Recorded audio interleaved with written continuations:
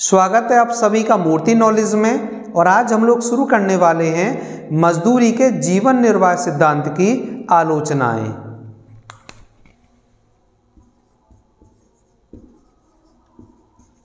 मजदूरी के जीवन निर्वाह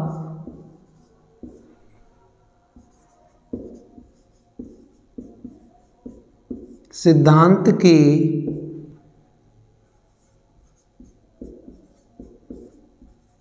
आलोचनाएं।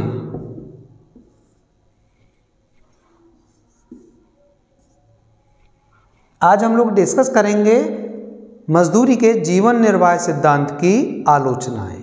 तो कौन कौन सी आलोचना है? पहली आलोचना है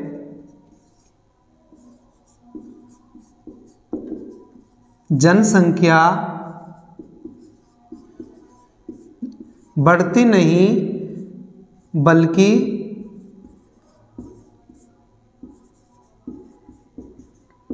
घटती है।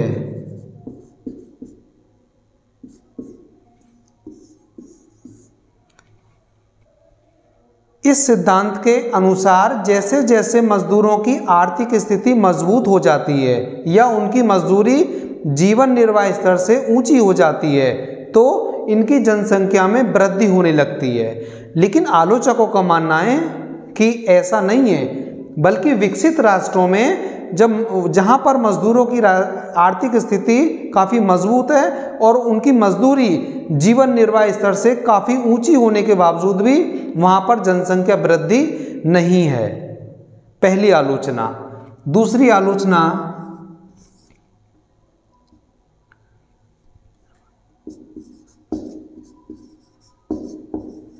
विभिन्न राष्ट्रों में नहीं बल्कि एक ही देश के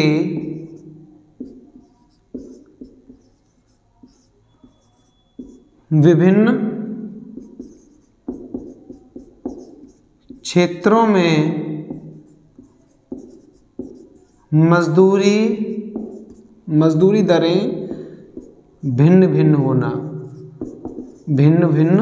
होना।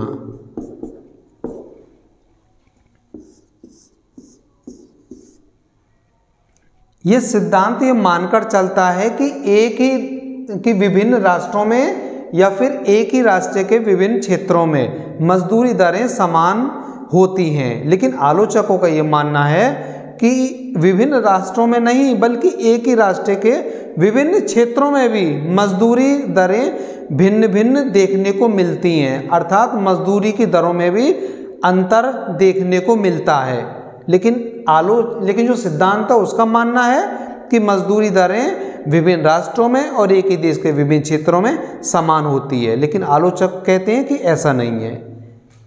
तीसरी आलोचना एक पक्षीय सिद्धांत।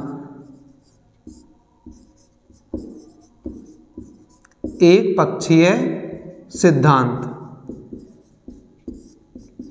एक पक्षीय का अर्थ है कि यह सिद्धांत केवल श्रम की पूर्ति पक्ष पर ध्यान देता है, श्रम की मांग पक्ष पर कोई ध्यान नहीं देता है, जबकि मजदूरी के निर्धारण में मांग और पूर्ति दोनों ही पक्षों का होना अति आवश्यक है। चौथी आलोचना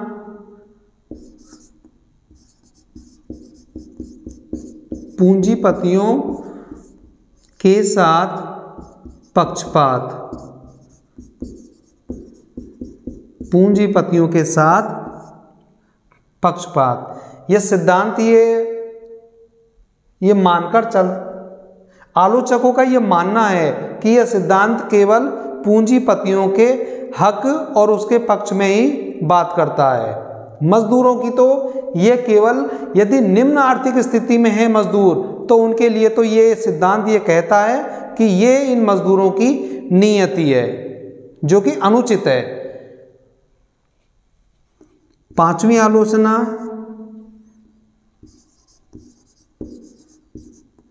मजदूरों की उत्पादन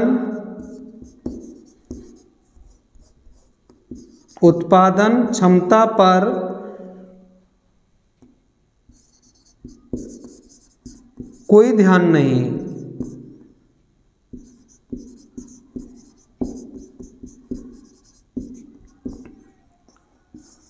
यह सिद्धांत मजदूरों की उत्पादन क्षमता पर कोई ध्यान नहीं देता है और इसीलिए यह सिद्धांत अपूर्ण और एक पक्षीय माना गया है, क्योंकि यह सभी मजदूरों को एक ही श्रेणी में रखता है और एक ही पैमाने से मापने की बात करता है और उनकी उत्पादन क्षमता पर कोई ध्यान नहीं देता है। तो ये इस सिद्धांत की कुछ आलोचनाएं हैं।